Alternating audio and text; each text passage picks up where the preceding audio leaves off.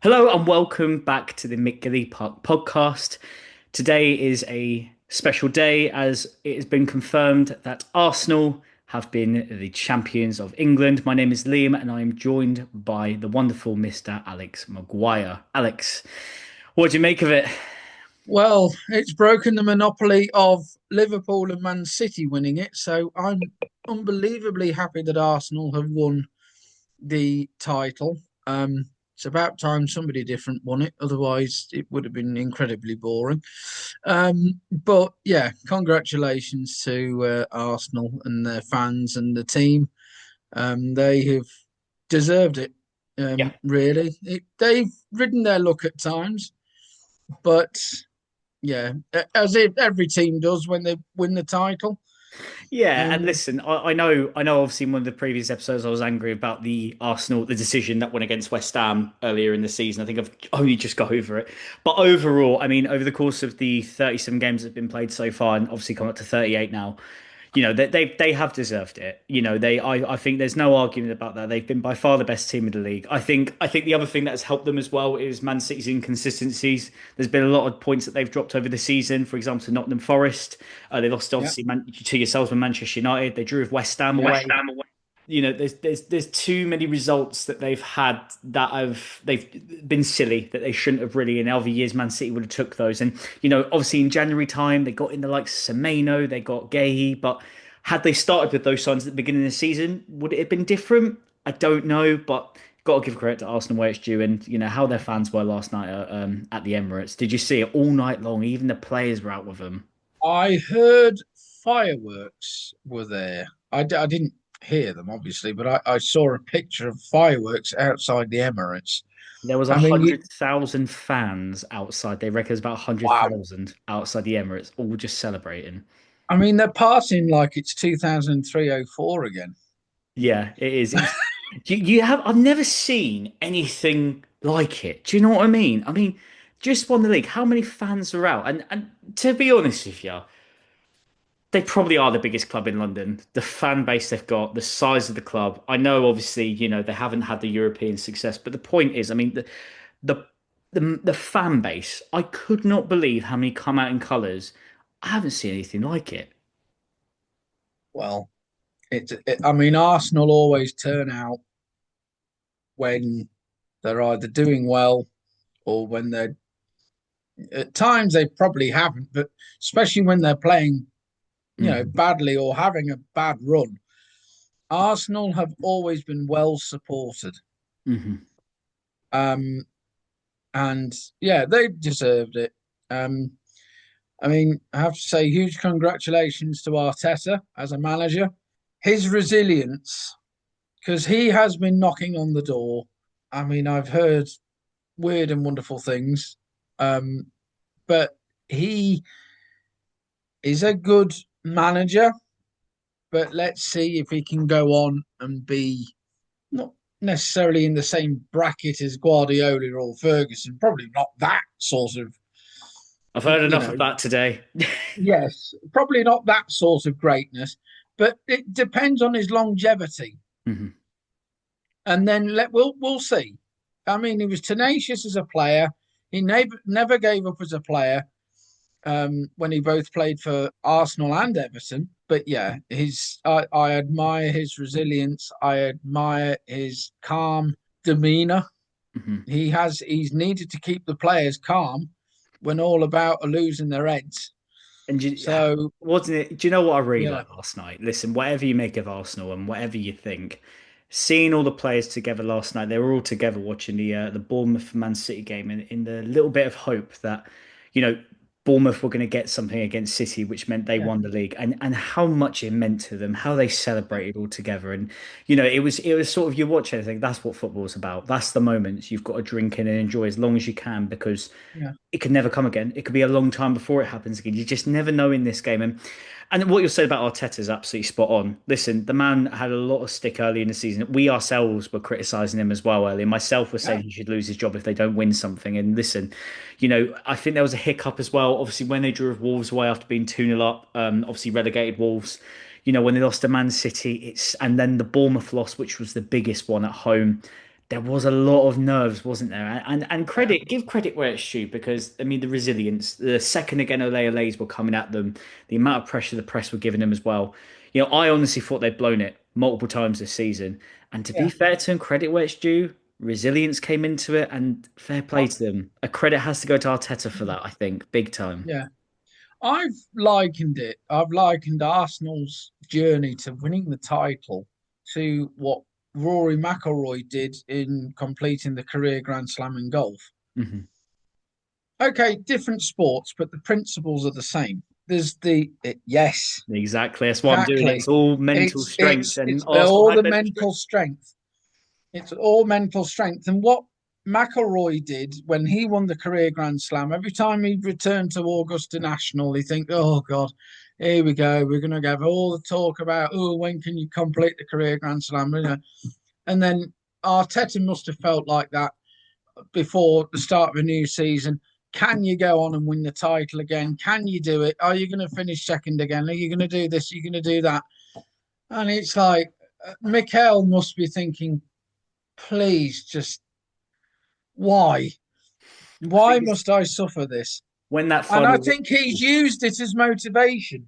yeah, when that final whistle blew for the Bournemouth Man City game, I bet a level of stress just left his shoulders. Now, look, obviously, if they are to go and win the Champions League, that's going to be a cherry on top. And, you know, it means so much not having any European silverware in their history, especially in this competition where they've always just fallen short. You know, last year getting to the semis and this year they finally got to the final. But even if they're to lose that final, I mean, he's going to have a job no matter what. Do you know what I mean? And for me, deserves Premier League player manager of the season. We got there. Yeah, you know, it's what he's done. I mean, 22 years, no titles, no success in the league, and this man has come along. And when you know, think when he first come in, they were eighth in the league. They were struggling. They were in a very, very bad place, especially at the end of the Wenger regime as well. In the 17-18 season, they were struggling, and you know, there was a few dark years they had over COVID and the lockdown season. Even I remember West Ham finishing above them. We came sixth that season, you know, and Wow. they came eighth. You know, that was how that was the difference then. That was, and to be fair to him, since then they've just kicked on. Yes, they've had some heartbreaking times. There was the season when they just missed out on top four to Spurs.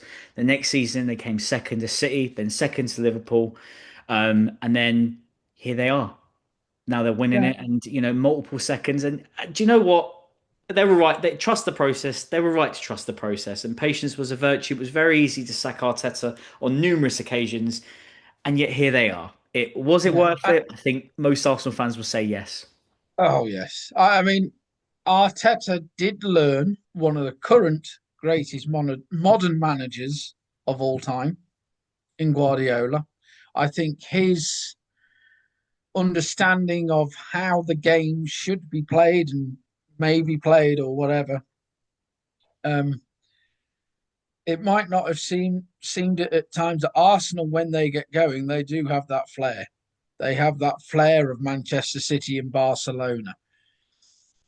As probably silly as that sounds, but when they get going, but they also have the patience of a German national team.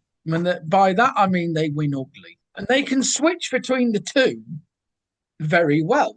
How many years in the last 10 years have they been called soft for playing this tiki-taka football, but then letting in Dozens I times. remember when there was a season when Arsenal conceded six to Chelsea, six to City, five to Liverpool, and you know those were just looked at as normal. And do you remember they used to always lose to Stoke when Stoke were last in the Premier League? You know they used to be called soft for it. You know, and do you know what I don't agree with fans who criticise Arsenal for the way that they play because at the end of the day if it was West Ham winning titles like this, obviously it's never going to happen. But let's say West Ham did this, you know. So okay, realistically, let's say next season if we are to survive, you know, we're competing for the top six and we're playing this way and we finish sixth. I'm not going to like the football, but if it's going to get us into the top six and get us achieving higher than we should be, Yeah, absolutely, I'm going to take it. So I think you've got to do what you've got to do to win the league. I was just going to say you've got to do what you got to do. As a Manchester United fan, how does it Yeah, make you feel seeing, okay, you know, a club like Arsenal go and win the league? Do you ever sit there as I know a rival, a big six rival to them, and do you look at them and think, God, I wish that was us? yes, Do you ever, I is there do. like that thing inside where it's like, that needs to be us soon? It's It's not. been so long. Yeah, it needs to be us, but I'm not bitter about it. I say if it was Liverpool that was winning the title, I would feel a bit more right.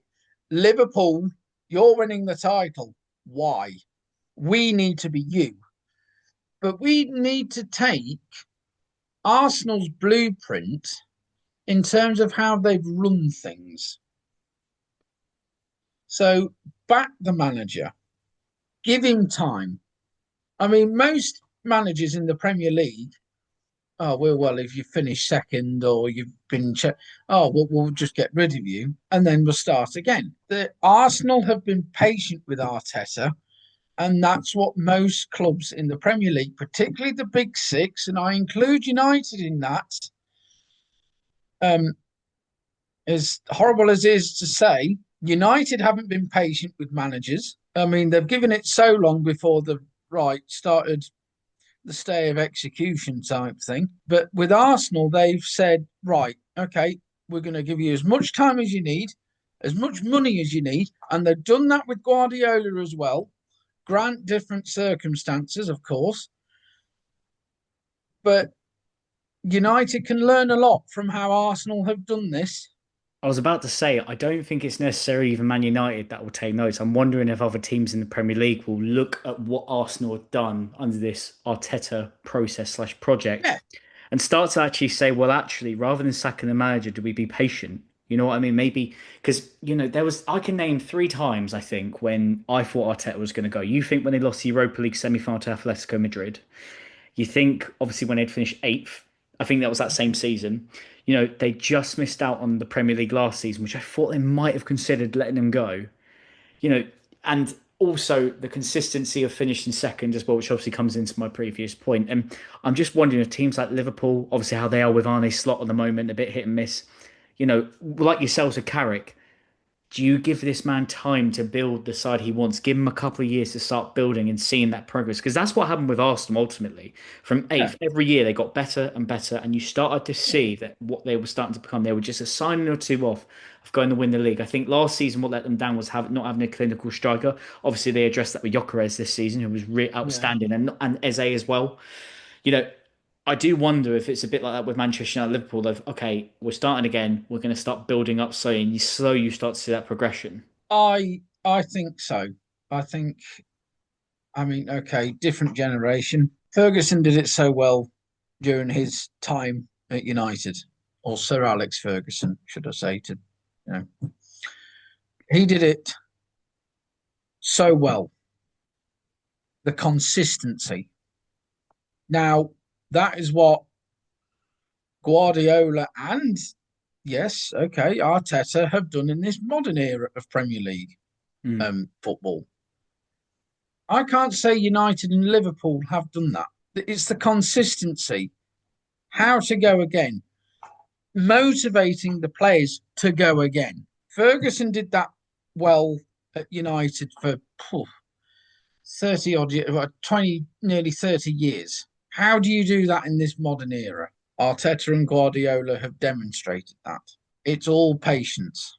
Mhm. Now, I'm certainly not comparing, well, as I say, different generation of managers and different eras of because there are more games of football now than what there were even when Ferguson was in charge, and that was like 13 years ago. And there's so much scope on freshness, and you know, can't win anything with kids and stuff like that. Just hold on a minute. Do I rest my big players for this game, or do I play them? And you think It's you've got to manage those egos, the yeah, emotions of all those players. Can you imagine that stick Arteta, all not just Arteta, but all the managers in the league that will be getting this season for not playing certain players? How much, it's like watching the Spurs documentary. Do you remember when Danny Rose wasn't getting played and how he kicked off at Mourinho?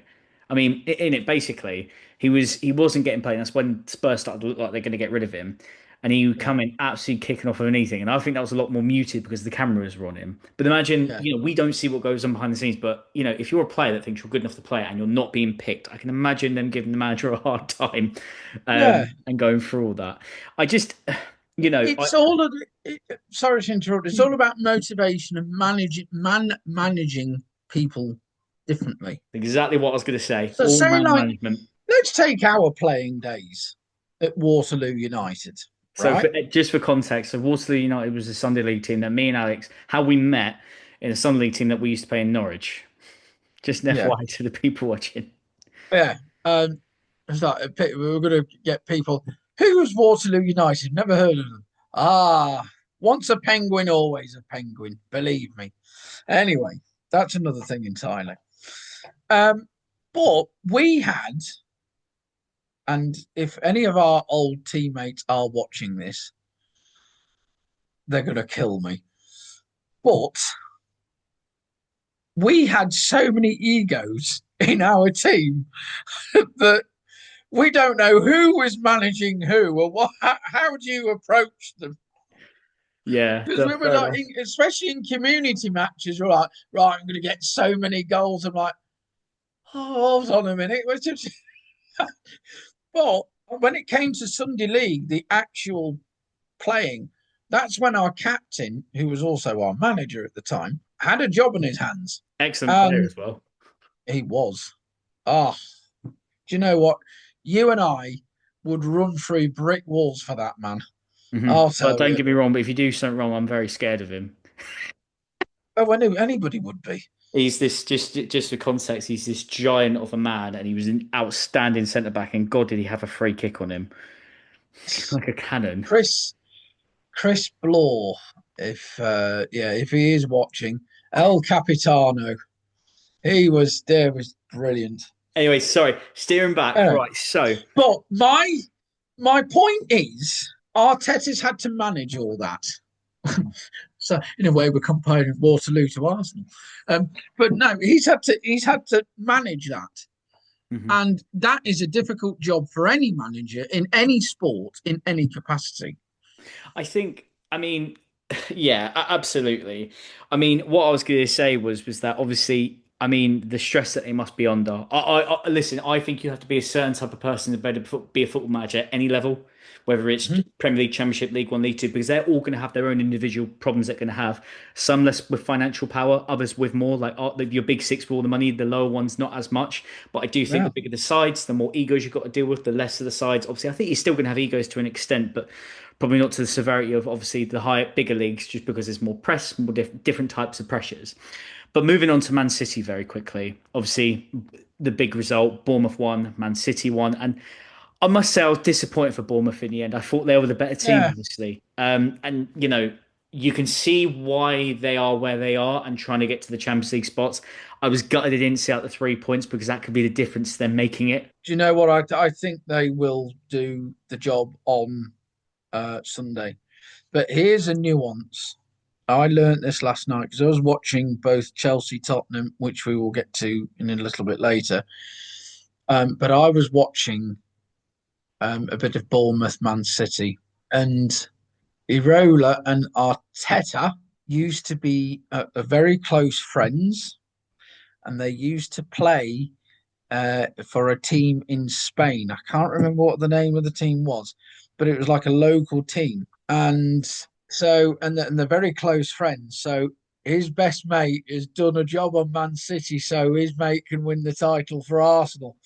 You see, so yeah, You um, love these sort of little I conspiracies that go on do. deep down, don't you? I think they're brilliant. I think they're fantastic. But it's just how intertwined and how relatable football is because I think it's all connected. Football brings connections. And I don't know whether it's fate or written from the heavens, I don't know.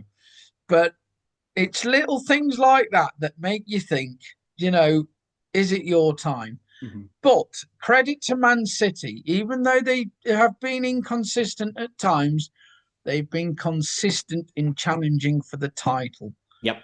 And they have put the sword to Arsenal and they've said, right, you've got to go out and earn this. If you want this title, earn it. We're not just going to give it you. To think with Pep Guardiola as well, the lowest he's ever finished that Man City side was third, and that was in the 16-17 season when he first got there. And that was a Yeah. completely different side then to what he's had now. And Just going on to Pep Guardiola because I think we need to talk about this. Obviously, it looks like it's leaked that he's going to leave after the last game of the season on Sunday, which I think is a real shame because Yeah. whoever's leaked that out is a complete and utter scumbag. Because at the end of the day, Pep Guardiola, for what he's done for Manchester City, what he's done to revolutionise the English game as well with football, the fact that's been leaked out as well, he isn't going to leave on his terms now. It's been dictated to him, and I just think it's a shame, and I don't know if it's going to be like a sabbatical that he's going to leave. I don't really know if this is Mm. just going to be him taking a break from football for a little while, but it's a real shame that we're losing a character like Pep Guardiola, and